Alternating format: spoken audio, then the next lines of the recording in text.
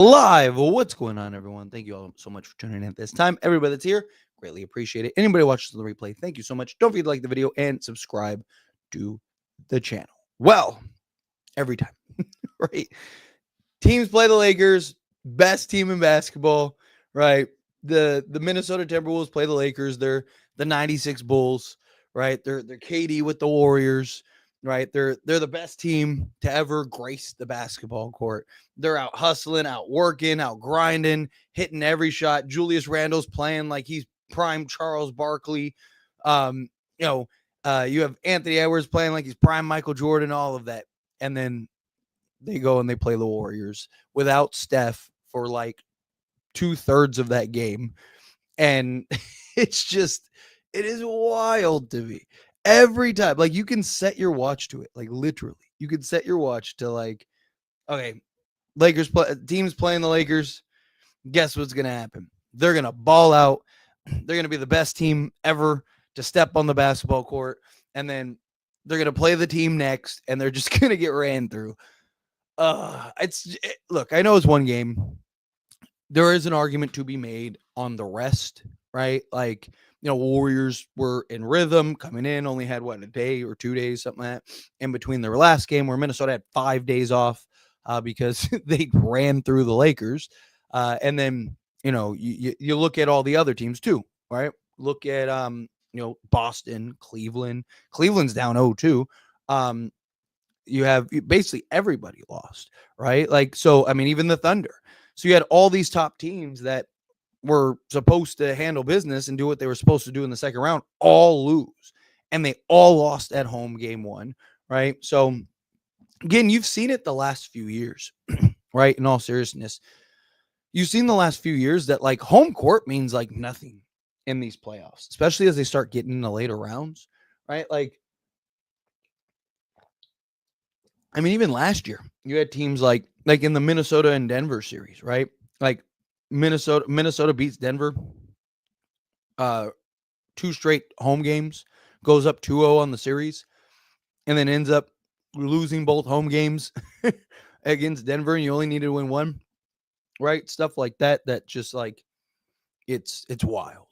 But yeah, again, I just think it's strange that every time the Lakers play a team, you can count on that team being the best team in basketball, right? But every time that the Lakers, that same team goes and plays somebody else, they're terrible, right? I mean, seriously, it wasn't even like obviously Minnesota shot poorly, right? Which, to be honest, they weren't shooting super great outside of game one. They weren't shooting super great in the series against us. I mean, they weren't like, or were they like 6% or something like that? They were 5 of 29, 17.2%. But it was just everything, right? Like the Warriors just out rebound them, out hustled them, and the Warriors are smaller than the Lakers are, right? The Warriors are a smaller team than the Lakers are. Sorry, my throat's a little dry tonight. And yeah, it's just like they just outworked them in every way possible, right? You had Buddy Hield had 8 rebounds. Pod had 8 rebounds. Gary Payton had 5, right? Like it's just, you look at the offense, they had 18 offensive rebounds. Minnesota only had 12. Minnesota also had 19 assists to 18 turnovers, or sorry, 16 turnovers, where the Warriors had, what do they have? They had 26 assists to 12 turnovers, right? So they won the turnover battle. They won the assist battle. They won basically every facet of the game that they could possibly win. But Lakers,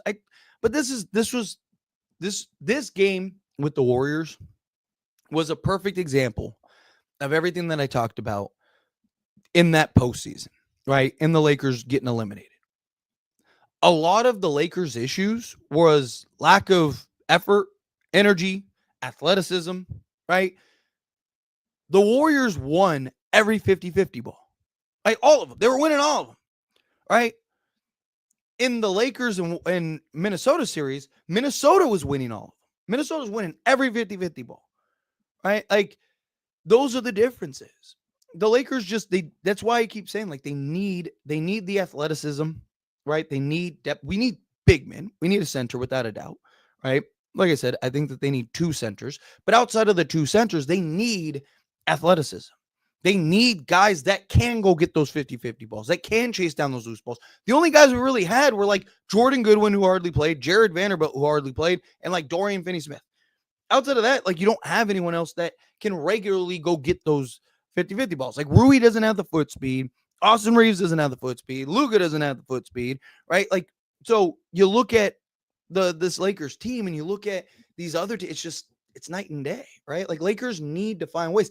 Dude, Warriors are smaller than we are, and they outworked Minnesota. It's effort. A lot of it was effort. Yes, Minnesota missed shots. Yes, Minnesota, they didn't have the greatest game. Julius Randle went back to being Julius Randle and not prime Charles Barkley, right? Anthony Edwards struggled mightily until that second half and still wasn't like unbelievably good, right? Jaden McDaniels didn't go and drop 30, right? Like, I get all of that, but a lot of why the Warriors won was just they outworked them. Literally, they just outworked Minnesota, out-rebound them, out-hustled them, chased down the loose balls. They did everything that you're supposed to do if you want to win a game. Warriors wanted it more. In the Minnesota Lakers series, Minnesota wanted it more. It was that simple. Minnesota just wanted it more. Lakers had every chance to win those games and win those series and just got outworked, right? Every time it counted, every time it mattered. Guys didn't hit shots, turned the ball over, didn't get the 50-50 balls, didn't do X, Y, and Z, right? But you look at this, it's like, I mean, again, you had Gary Payton II, who's like 15% from three-point range, even hit a clutch three, right? Our guys can't hit clutch threes to save their lives, right? Our guys can't hit shots to save their lives, right? It's so incredibly frustrating watching. And the worst thing is the Warriors did all this without Steph. Steph Curry, yes, he was amazing. He did 13 points in 13 minutes, but he only played like 13 minutes, right? So he played like a quarter, literally. And he was taken out in the second. So it's just, again, you look at this Lakers team and it's like the Lakers have to get guys that want it. They have to get guys that are willing to do the dirty work, that are willing to hustle, that are willing to get those 50-50 balls, that are willing to hit shots, that aren't afraid of the moment, right? Like, you look at these guys, like Rui Hachimura was our third best player throughout this postseason, right? He's supposed to be our fourth or fifth, right? And it's those kind of things. It's the difference, thing that separates, the Lakers from everyone else. And, teams, Lakers are always going to get the team's best effort. Always. Always. You can always count on it. Every time the Lakers are showing up to town, whatever team is in front of them is going to play ungodly good basketball. Every time. That's how it works. Right? So the Lakers don't have the luxury to just mess around. They don't have the luxury to take nights off or not bring the effort or not bring the energy or not play their A game. They don't have the luxury to do some of the things that the Lakers love to do. And it's been the last few years. It's not a JJ Redick thing.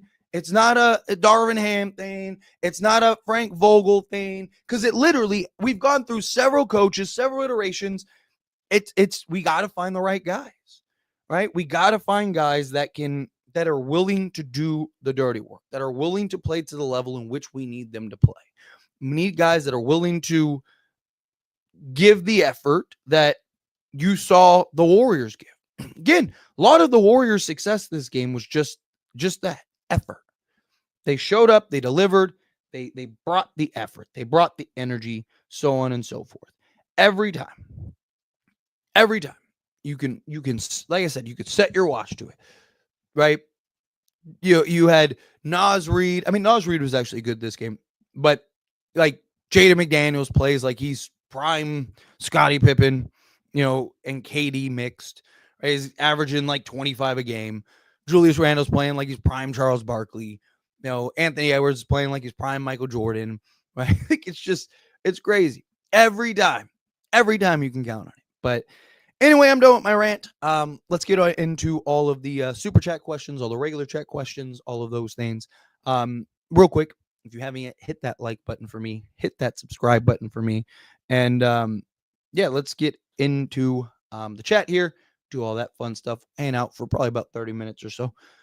I just I wanted to talk about this. As soon as I saw this loss, I was like, of course. But that man's off perfect title. I'm telling you, man. I know it's paid, Tyler. 100%. 100%. Every single time. The league hates the Lakers rest of players. Yeah. It is it's so frustrating. What do you think the Lakers move will be? I think they'll go for a center. I really do think that they're going to touch base again with the Mark Williams trade. I could definitely see that happening again. I mean, it really depends on who actually becomes a free agent and what actually is available. You got to keep in mind, this is something important. I should probably make a video about this, but probably make a video about it once we get closer to actual free agency. But the new CBA, teams get to negotiate and work on keeping guys before free agency. They get like a week or whatever it is before free agency. So you saw it this past offseason was the first year, and you saw like half the players that were supposed to be available all signed a new deal with their team. So it's something to kind of keep in mind that these teams will have a head start. So but I think the move will be like not specifics, just because again, who knows who's actually going to be available and whatnot, but I do think the Lakers will get at least a center. On top of getting a center, I think that we'll probably get like 2 or 3 free agents. I think my guess, again, this is my guess, what'll probably happen is the Lakers will probably get like 2 or 3 guys this offseason, maybe 4, depending on free agents, right?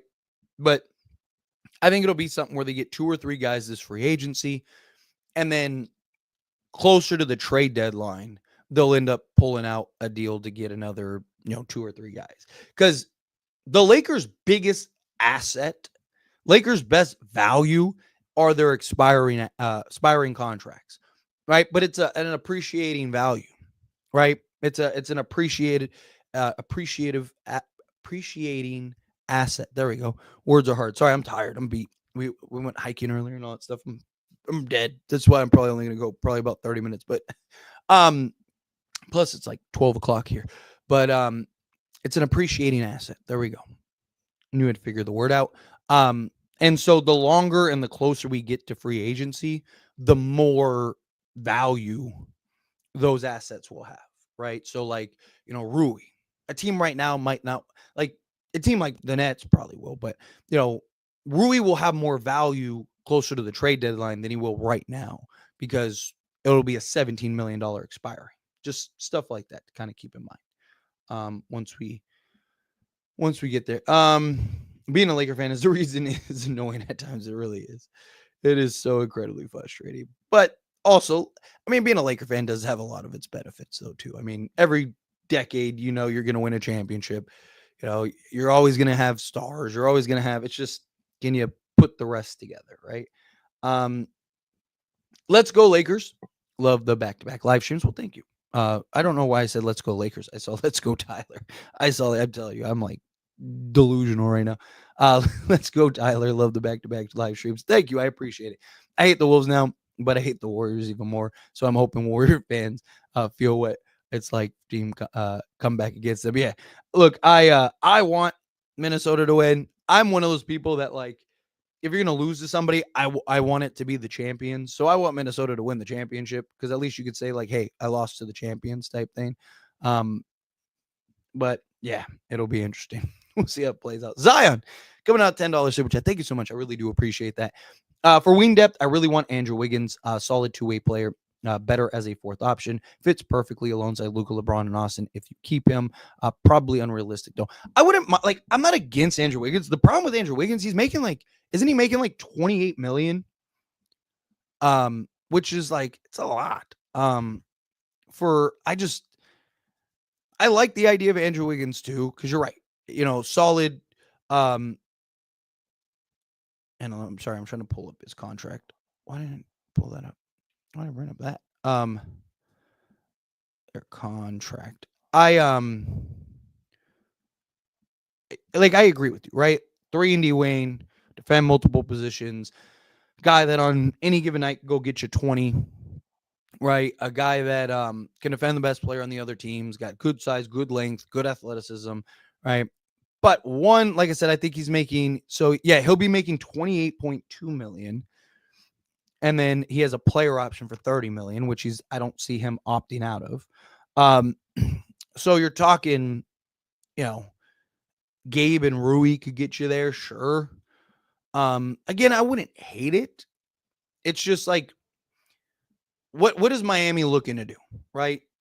Like, does Miami want to kind of reset the deck a little bit? Because they might look at it and go, hey, like we can get Rui and Gabe Vincent that's expiring contracts, and then now we get Andrew Wiggins. Again, I wouldn't hate it if it happened.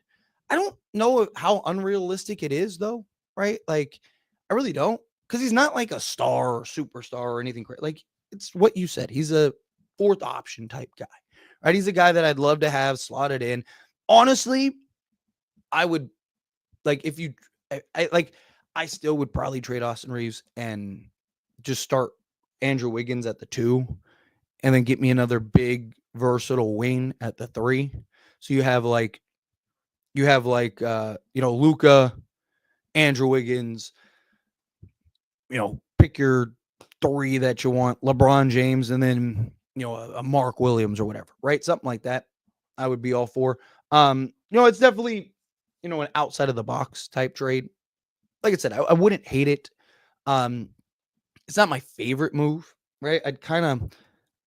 I want to be a little more selective, but if it's one of those things, like if the Lakers did it, like if you told me tomorrow, hey, Lakers just traded for Andrew Wiggins, I'd be like, that's what's up, right? Like I'd be like, all right, cool. Like he's great, right? Like I'd be stoked about it. I'd be excited about it, but it's one of those things where it's like, it's not my favorite. That makes sense, but I appreciate you, Zion. Seriously, thank you so much for super chat. You are awesome. Where was I? Here we go. Goodbye, Timberwolves. I mean, it's one game. I still would probably take Minnesota to win the series, but man, it's Minnesota. Like, this was not a good game. Was 0 for 10 in the first half. Yeah. I didn't watch the game. How was it? Warriors basically controlled and dominated that game start to finish. It was basically what the Wolves did to us in game 1, right? It's basically what it was. Warriors just outplayed them, out-hustled them, outworked them, you name it. And the Cavs, I don't know what they're doing. The Pacers had some insane playoff wins. It's nuts. But it's true when the Lakers, it's Kobe and Shaq Lakers, and then it's a G League team. So annoying. Yeah, 100%. The Cavs, like, what, Darius Garland, Evan Mobley, and DeAndre Hunter all sat this game due to injury. I mean, like, I get, it's, you're thinking long term, right? Like, it's not just about like this game or this postseason or anything like that. But I mean, like, unless all 3 guys are really hurt, you're down 0-1 in the series. You're at home. You go down 0-2. Series is probably over, right? Like, are you going to beat the Pacers twice in Indiana? I don't know, right? I could see them probably beating them once, but twice, I don't know if they'll be able to beat them twice. I mean, I think game 3 is do or die back against the wall, but man, I mean, look, the Pacers, like, I've seen a lot of like, man, Pacers are the luckiest team ever, right? Injuries and, like sequences that just are like so bizarre. But like, at what point is it preparation?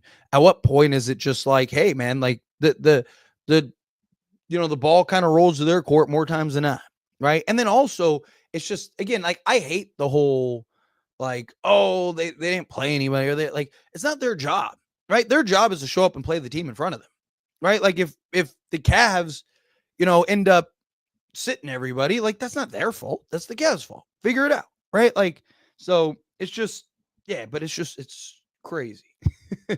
Ant looks scared of the Warriors. I don't know if I don't think he's scared of the Warriors. I just think he just had a bad first half. He was good in the second half, but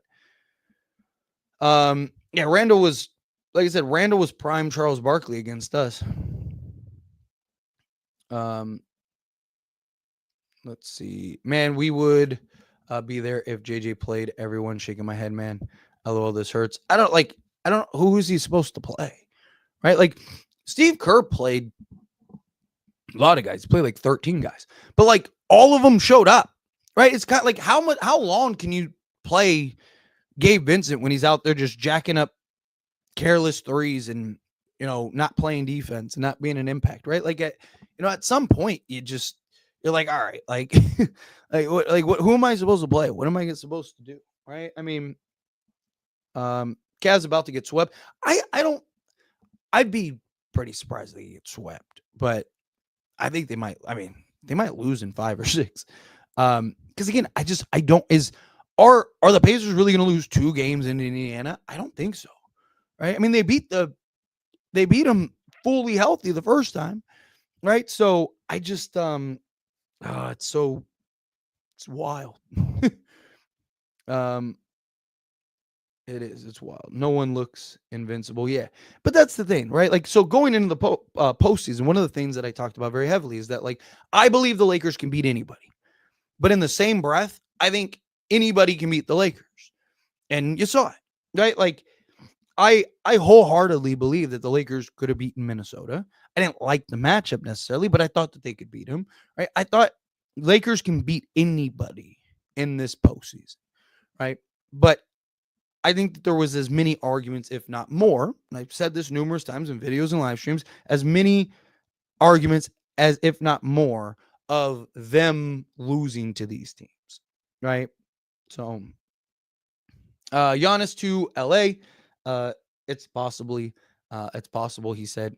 It's a destination. So, yes, so there was reports that Giannis has both LA teams, both New York teams, and then potentially Miami, and Chicago may or may not be in there. Don't hold your breath on Giannis, right? Again, I get it. Never say never. We just got Luka, but we also traded Anthony Davis. You traded Anthony Davis, a first-round pick, and Max Christie, who was a young, up-and-coming 3-and-D guy. So it wasn't like we traded him for, whatever, Rui Hachimura and Gabe Vincent, right? So, now, again, I never say never. Nothing's impossible. Lakers, the Milwaukee Bucks could go, hey, we don't want to still be a second apron team forever, right? So maybe it's something where they're like, Lakers have, Giannis's salary and expiring contracts, and we can kind of hit the reset button next season. Maybe I don't know, but I would be a little surprised. I would be surprised. Like, I was shocked about the Luka trade, right? I'd probably be equally, maybe if not more shocked, right? Because I mean, I was shocked about the Luka trade, but then it's like, oh, they traded Anthony Davis, so like it made sense. If the Lakers ended up trading, Giannis for Giannis, and it's like Rui, Austin Reeves, and I'm not gonna lie, I'd be very like, wow, right? Like, at that point, give Rob Pelinka a statue. Even the Lakers never win a championship, give Rob Pelinka a statue in the front. You pulled off a Luka and Giannis with only, giving up role guys and Anthony Davis.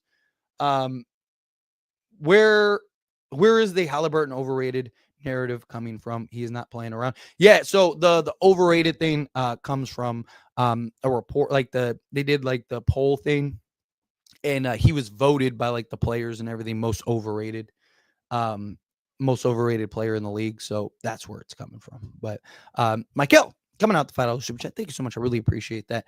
What hurts me the most these playoffs are these Nuggets miracle wins against better rosters. Dude, it's wild. Like, watching that game, I wish you were here yesterday, because I did a live stream yesterday. We were talking about it yesterday. And we were like going in depth in it and everything. But like, it is like as soon like when they started to foul, it was like, all right, if OKC misses one free throw, they're going to lose this game. You just knew it was coming. You knew it. It was like if OKC just misses one free throw, that's it. It's over. They're like Denver's shooting a 3 because they're gonna want to win this game and go home, right? And Chet got up to the line, missed that first one, and it was like, there it is. Like as soon as he did that, I was like, there it is. There's the moment. There's the moment where we're gonna look back in 30 seconds and go, yep, they lost. And then he missed the next one. And it was just so silly. Like, I get wanting to foul when you're up 3. Fine. Cool. So be it. Right. But like let time go off the clock. But if Aaron Gordon is gonna shoot it 90 feet or whatever, 80 feet, right? Like if he's gonna shoot an 80-foot 3-pointer, let him. If he makes it, you just kind of live with it. Right. But like there's no reason to foul him when they're at like your free throw line, essentially. Like he's not launching it that far, right? So it's like, and it happened twice, literally.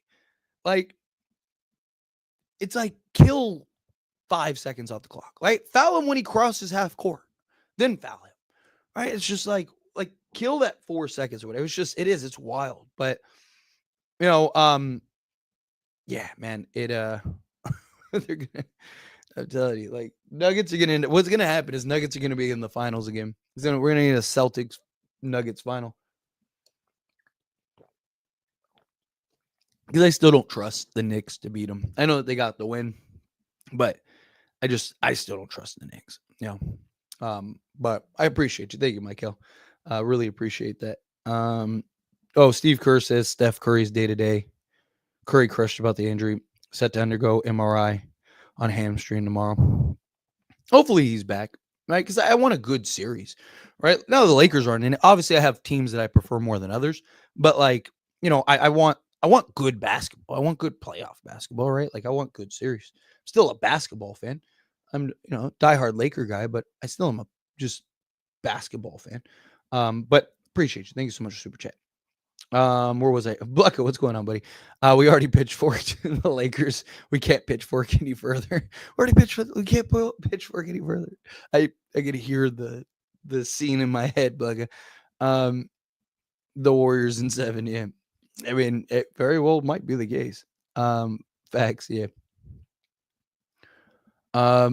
Magic and Kareem of the future, Luka and Giannis, would probably go down as one of the best duos in NBA history if everyone was healthy. Yeah, dude, Luka and Giannis would be ridiculous. If you could pull that off, you do it, right? Again, it's one of those things like I'll believe it when I see it. I just don't want people to get their hopes up or assume, especially after the Luka trade. And look, I'm somebody that is very optimistic. I'm somebody that nothing is impossible, right? Nothing is impossible, right? Especially in sports, especially in basketball, all that stuff. But it's a very unlikely, right? It's a bit of a pipe dream. But hey, you never know. Stranger things have happened. But it would be amazing. It would follow that list, like Magic and Kareem, right? If you want to go, guard big man. So you got Magic and Kareem, you got Shaq and Kobe. If you want to go just kind of playmaking like point guards and then a big man, then you got Magic and Kareem, you got LeBron and Davis, and then you got Luka and Giannis. Whew, man, you'd have that for the next 5+ years. Effort LA is just trash. Yep, their effort is awful. Tyler, who do you think wins the title? Anyone but the Warriors or Boston, please? I really hope it's not the Warriors or Boston. If I remove my bias for a moment, I still think you got to give it to Boston. I still think Boston's the best team in basketball, as painful as it is, and as much as I don't want to say that. I know they lost game 1 to the Knicks, but I mean, they also literally set a historically poor record and lost by 1 point in overtime, right? And it was like if they play half decent, like Boston is literally live by the 3, die by the 3, and this might be their last chance to win a championship because they're in salary cap hell, worse than anybody. And so there's already reports that Boston's planning on trading some guys, probably Kristaps Porzingis, because they've been good without him, and he keeps getting hurt and missing time and games and all that stuff. So, I really think, like, if Denver keeps playing the way that they're playing, I think it's going to be Denver and Boston. Like, genuine. I think Denver and Boston is probably who it is, which at that point, I would rather have Denver than Boston. So yeah, we have too many needs. It'll be several years before we become true contender. I don't think so. I mean, look, we do have several needs, but every team has needs and holes. It's just like, can we fix the key needs?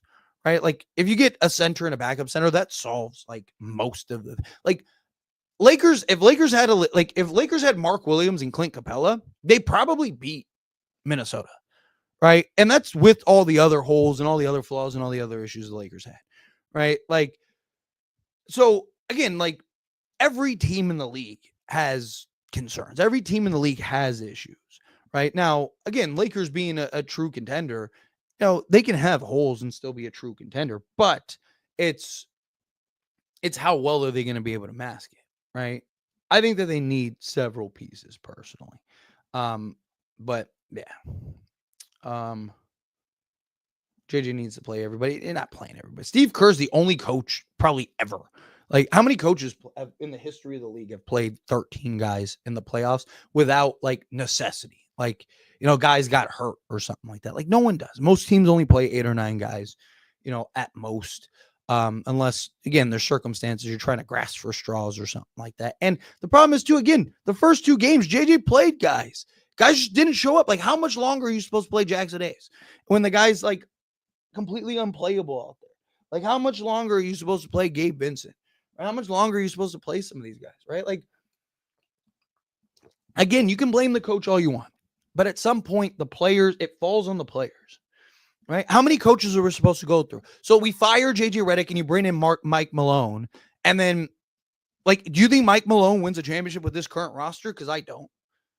So if that's the case, then again, at what point does it fall on the players? At some point, we got to hold the players accountable, right? It's not JJ Redick's fault that Austin Reeves was a no-show this series. It's not JJ Redick's fault that LeBron turned the ball over, in a key crucial moment that cost us the game. It's not JJ Redick's fault that LeBron shot a half-court 3 when we're up 2 and a bucket wins you the game. Right? It's not his fault that Luka Doncic has like the flu game and is god awful in that game, and then also is just taking ill-advised threes and dribbling the air out of the ball at times. Right? Like, it's not JJ's fault that they're not getting rebounds and getting out hustled and out worked. Like, what is he supposed to do? He's not supposed to play anybody. He's supposed to play Bronny James and Dalton Connect, and like, you're not winning anyway.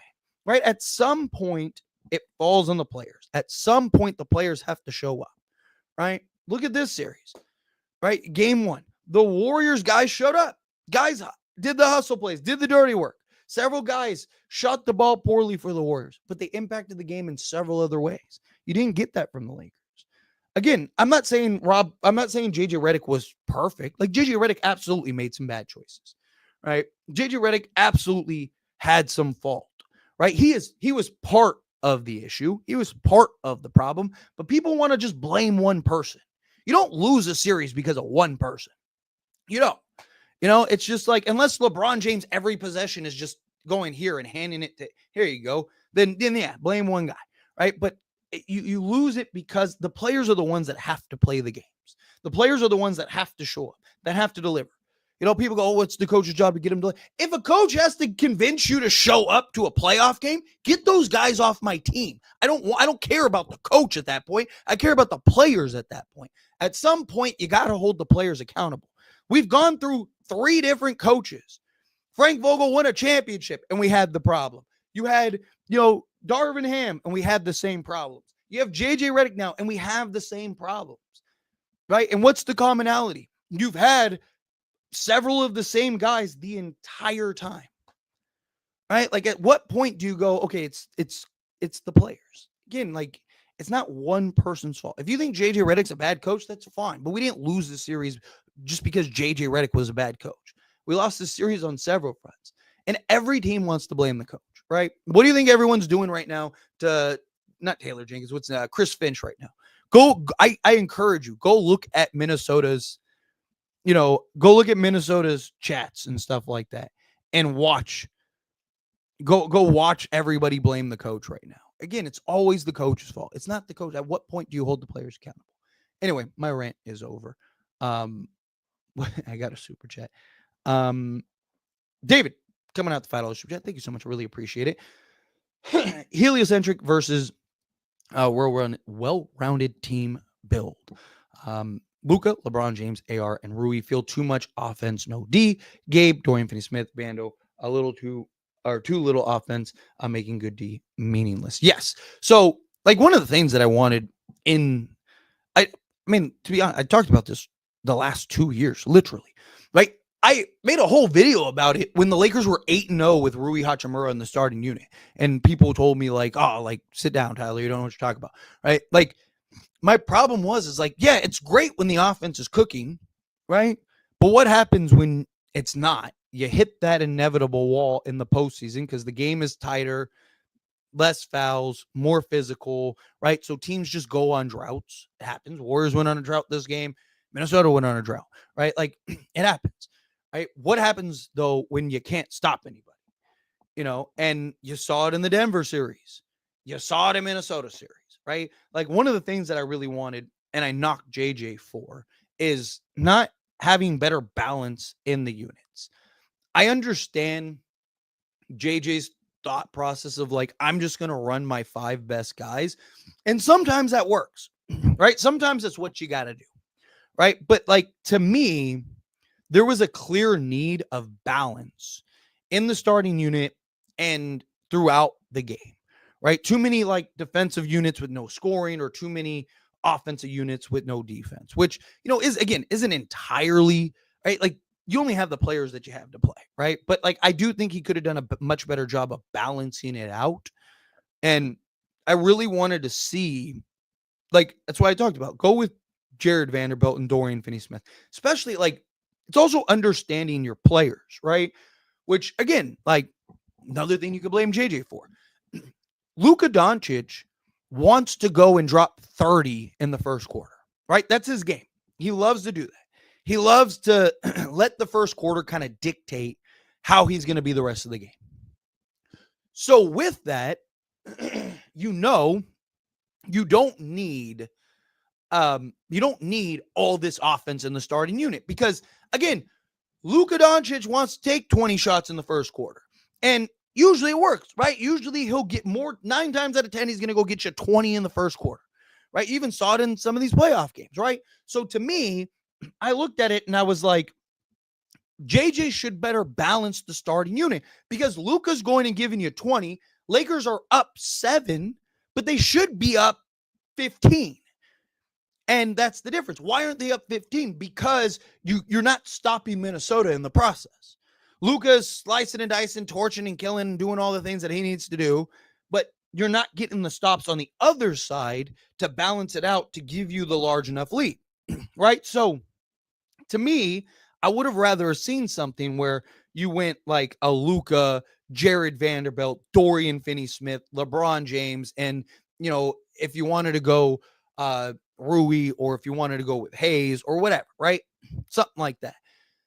And then now you just have better balance. Or you could even go like a Jordan Goodwin because he's a great rebounder. He can knock down the occasional 3, right? But Luka can go and do his thing. And then you just have a bunch of scrappy defensive guys around him, right? That's what I wanted to see them do. And I just felt like JJ I don't know if he didn't recognize it. I don't know if he just was, he wanted to trust his lead guys. You see a lot of coaches, especially a rookie coach, he doesn't want to like stir the pot too much, right? But, at some point you got to like, hey, like we got to switch it up enough. But anyway, I appreciate you, David. Thank you so much for super chat and great comment as well. All right, let's get back into the regular chat here for a few more minutes. Where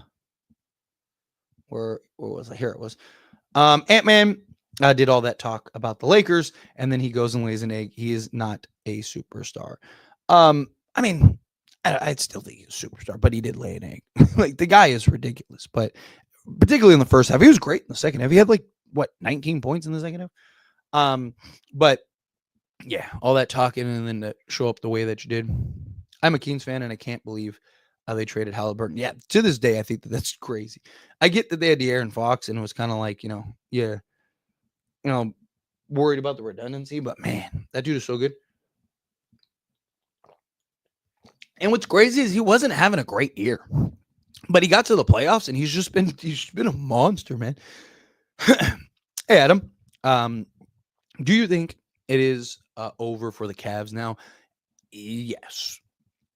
Now, could Cleveland maybe win both games in Indiana? Sure, it's possible, but I don't.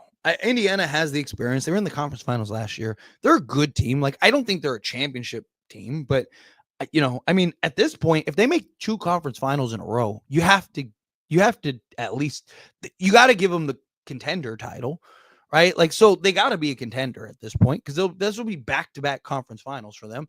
But yeah, like I just yeah, I think Cleveland's cooked.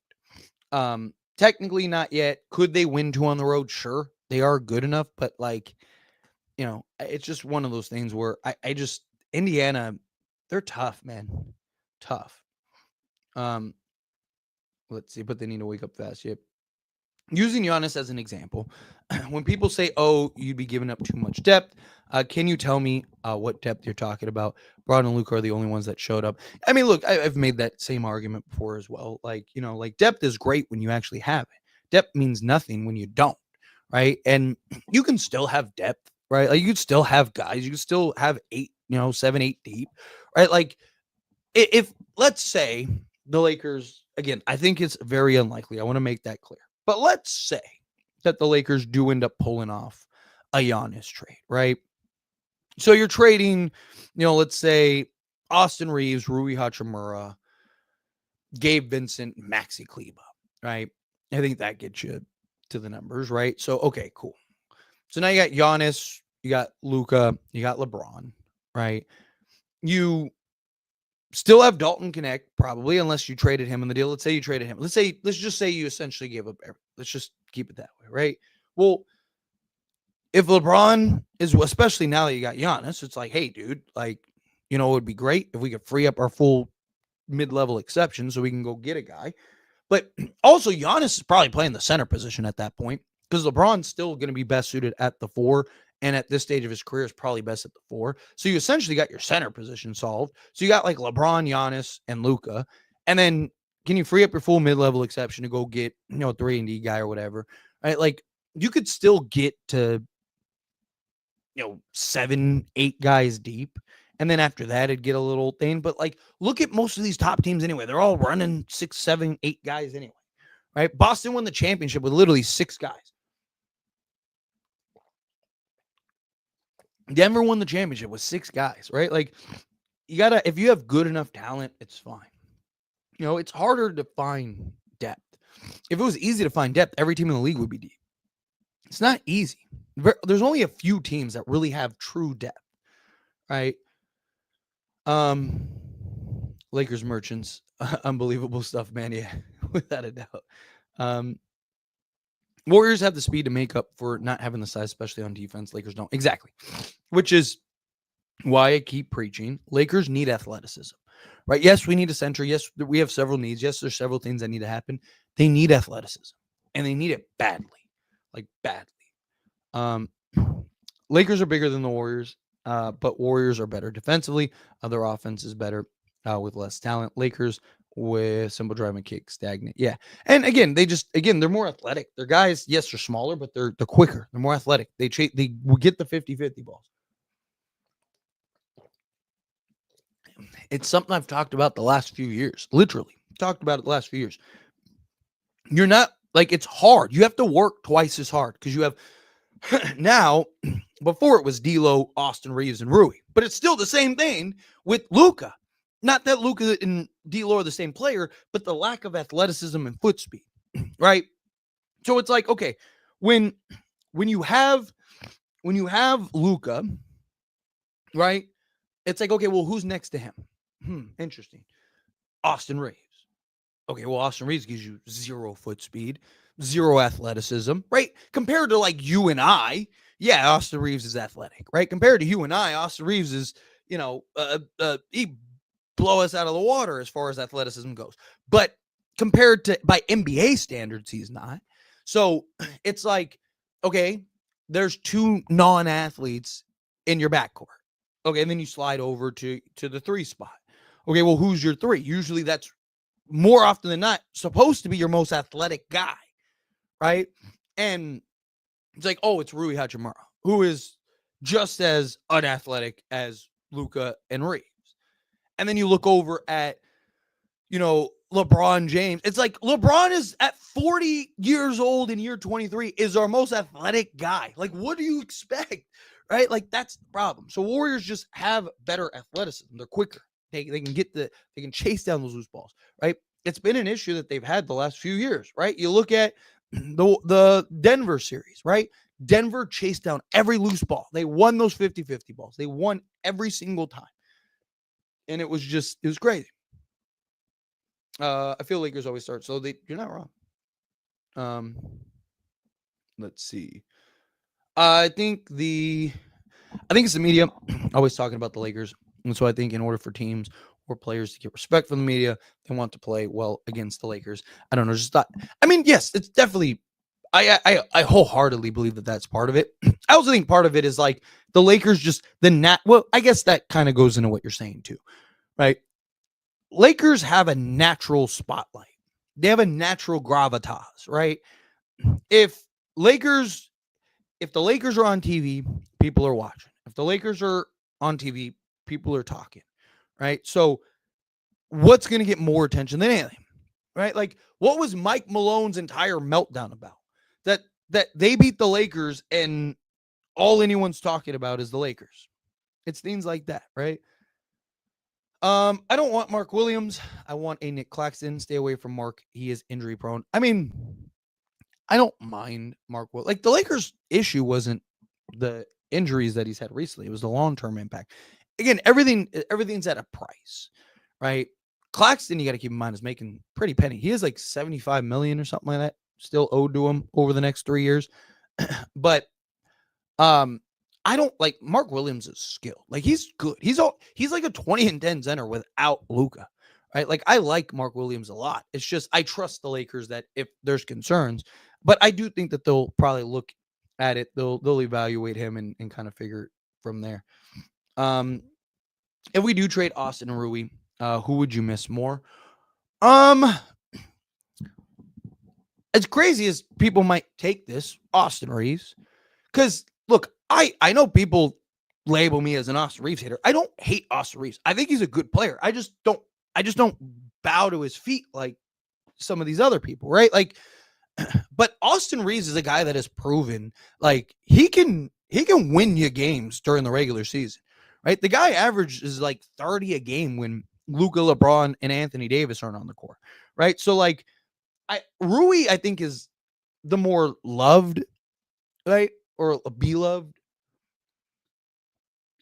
But Austin Reeves is the better player. Austin Reeves is good. He's just not a star or superstar or anything like that. He's a very good, he's an above average role player. He's a good role player, right? Like, but that's what he is a role player. People want to make him out to be this super duper star. He's not a superstar. He's a very good role player. Above average. He's a blue chip role player, sure. Right? But that's what he is a role player. This lets me see that the Lakers role players are like statues on the court, no movement or fight. Exactly. 100%. Hire Mike D'Antoni. He won't play when it comes being in shape with the system mode. Harden's team had good defense, but Harden wasn't in shape, no bodysuit. Yeah. It's because was it 7 seconds or less?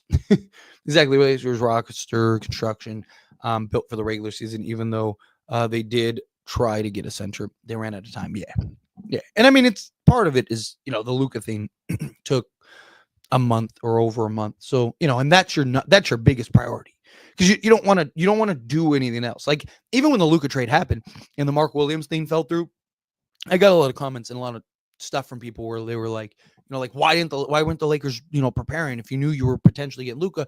Because you don't know, for one, and two, right? Like, you don't want to make any moves that something ends up getting figured out or a team inquires about him and now you got to like make up some excuse why you can't trade him because Dallas might want him, or you don't want to accidentally trade a guy that Dallas wants and now the trade falls through. Like, there's a lot of things that go into it. So, it's just kind of figuring that out.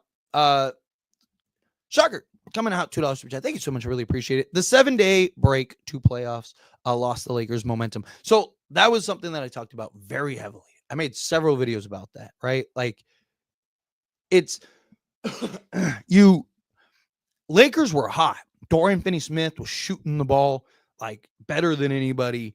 Even Gabe Vincent, he was a little hot and cold, but like he had more hot nights than cold nights, right? Luka was shooting lights out. LeBron was in rhythm, right? Everything was starting to cook and click, right? And then they got that, week off. And I even talked about it. And I was like, there is a potential that this hurts and bites the Lakers. Look at these playoffs right now. All the top teams all won swiftly, right? All the other teams that they're playing all went into deep rounds, right? And so all the teams, all the road teams were in rhythm, had to play hard-fought series, and then jump into a team and play a team that, basically sat for 5 days, and all of them lost, right? I don't think that's a coincidence. I really don't. I don't think that's just a normal coincidence. But appreciate you. Thank you. Yeah, I do agree with you. I think that they lost momentum. Right. Most realistic trade for a starting center would be Gafford. Then get Capella as a backup through free agency. Yeah, look, I like the idea of Capella as a backup. Gives you that lob threat. Like, still gives you a Luka guy. Right. Still one of the better offensive rebounders, as well as can block shots and whatnot. Daniel Gafford. I would love Daniel Gafford if our good buddy Nico Harris is willing to send us Daniel Gafford. I'm all for it. Lakers better not let the market dry up like they did in previous years. Don't be stuck picking up the crumbs off the floor. Agreed. I really that's my concern about the whole Giannis talk, because I don't think the Lakers are going to get Giannis. But if we're being honest, the Lakers are a team that would wait around. I mean, they did it in the 2020 season. They just lucked out that Danny Green and everyone else wanted to go to Lakers. But for those that don't remember, Lakers were waiting around for Kawhi. Lakers were waiting around for Kawhi Leonard to make his decision. And then he went to the Clippers. And then the Lakers signed like 3 or 4 guys going in the offseason, right? But prior to that, the Lakers were just waiting around to see what Kawhi did. I cannot believe the T-Wolves went back to their normal selves every time. It's always like clockwork. Let's see. Lakers are delusional, not serious until Austin Reeves is gone. I mean, look, I think you can still win with Austin Reeves. I just think you can't win with Austin Reeves in your backcourt. Right? Like, I'm all for keeping Austin Reeves if he's willing to accept a 6-man role. Like, if he was like, hey, I'll be your 6th man, then fine, right? You need that guy. And then the games where he's cooking and going off, you can close him, finish with him. But the games that he's not, fine. It's okay, right? Like, you sit him on the bench and you have your other 5 guys, right? Like, but I don't know if he would do that. And he's about to get paid pretty soon. And that's another issue. JJ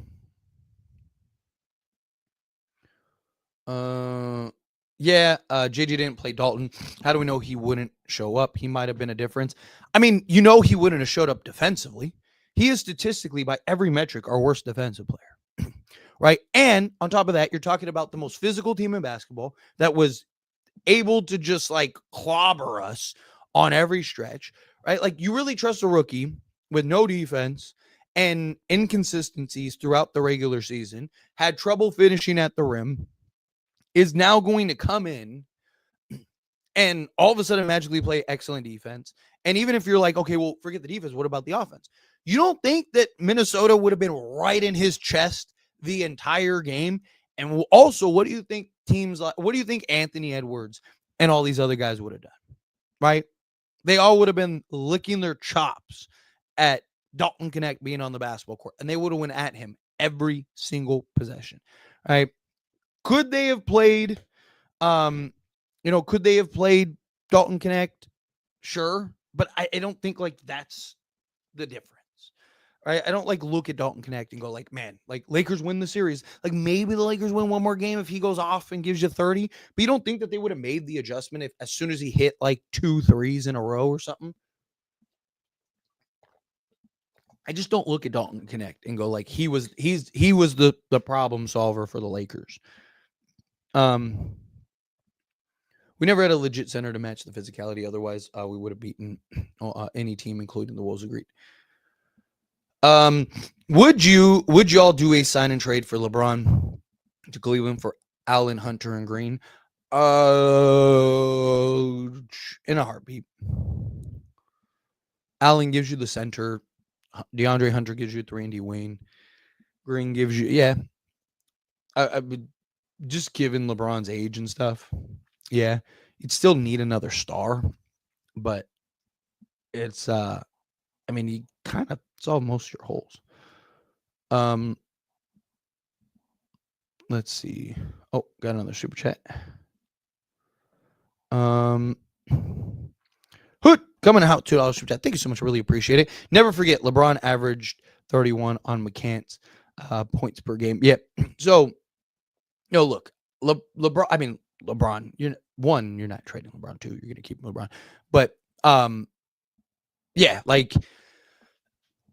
get, with the Dalton Connect thing and all that. Like, it's just, again, also young LeBron was very different, right? Like, I don't look at Dalton Connect and go like he's the guy that saves the world, right? Like he's the guy that's fixing all of the Lakers issues, right? Like, LeBron is LeBron, and he was LeBron from the moment that he entered the league, right? And I just think that teams would have looked at it and targeted him and just went at him every possession and every opportunity that they had. But yeah, Shad McCann, R.I.P. But appreciate you.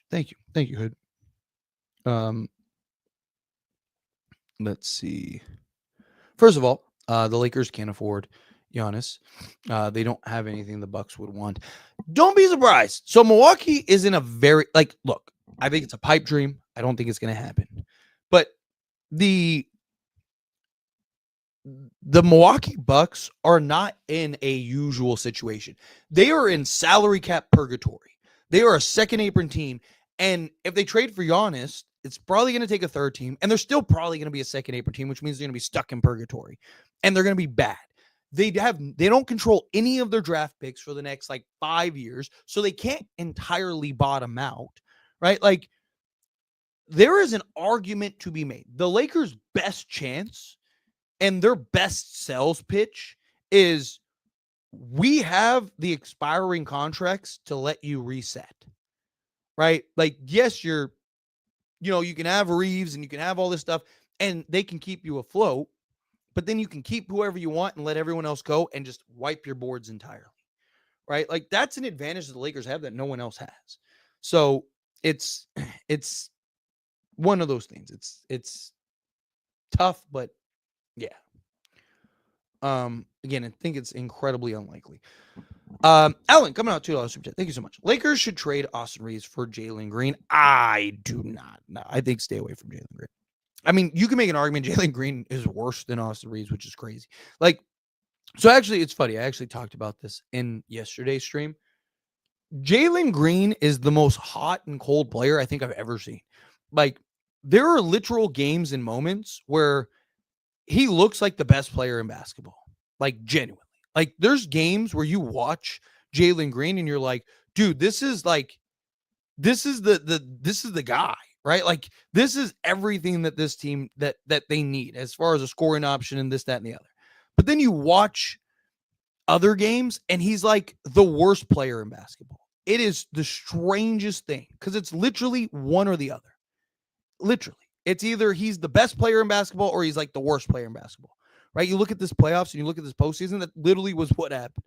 It's the most bizarre thing in the world to me personally. But yeah, anyway, I personally wouldn't do it. I'd personally stay away from Austin Reeves, or Jalen Green. Sorry, trading Austin Reeves for Jalen Green. All right, I'm going to do a handful of more questions. I'm just getting on out of here. Like I said, it's over midnight. Tired, long day. And been going over an hour. So, I still don't buy the Warriors winning a championship. But do you think we should go after KP or Drew? I think I would hate giving things to Boston. I would take Drew Holiday in a heartbeat. Kristaps Porzingis, no, stay away from him. That guy can't stay on the basketball court. Um, Lakers have several needs for sure, for sure. Um, let's see. No, it's just our defense sucks. Hey, not wrong. Um, it's not like we've seen the Lakers defense be great. Problem is they have to work twice as hard. They have to work so hard to be great defensively. And that's the problem. Let's see. JJ should have known better than Luka Ball wasn't going anywhere. There's no Kyrie type on these Lakers. I mean, Luka Ball has gotten them to the conference finals and the NBA finals. So Luka Ball does work. We've seen it work. Does it work to the point of winning a championship? That I don't know. But like, look, I've broken down the numbers before. So many people talk about Luka Ball. He took like 0.8 shot attempts more. And like literally nothing changed between the regular season and the postseason. Right? His assist numbers went down, but look at the team's percentages. The percentages went down, right? Like the Luka thing didn't really change during the regular season. People weren't really that high on it before, right? Like, and it's hard when no one's hitting shots. It's like, okay, like I can either take a shot or I can pass it to this guy who's just gonna take a silly shot and miss. Let's see. Sorry, trying to wasn't me. Some Laker fans are ready to move on when dealing with cap space and aprons, plus LeBron's huge salary hit. How to build a decent roster might be a mission impossible. I don't know, it's definitely not impossible, but it's just, again, it's being creative. You've seen several teams be able to pull it off. Like, we're not the only team that has two max guys. A lot of teams, most of the teams have two max guys that are able to be there. I mean, the Warriors have literally have Draymond, Jimmy Butler, and Steph Curry. I think Draymond's making like 25 or 27 million, but still, it's more than like Austin Reeves and stuff. So again, it's finding the right players. That's the problem, is getting the right players. Let's see. When you trade away all of your young players and draft picks, how are you going to get better? The same way the Lakers have for the last 75 years. Right? Lakers have literally done that their entire existence, and it's always worked out. This is why Reeves needs to come off the bench and be traded. Agreed.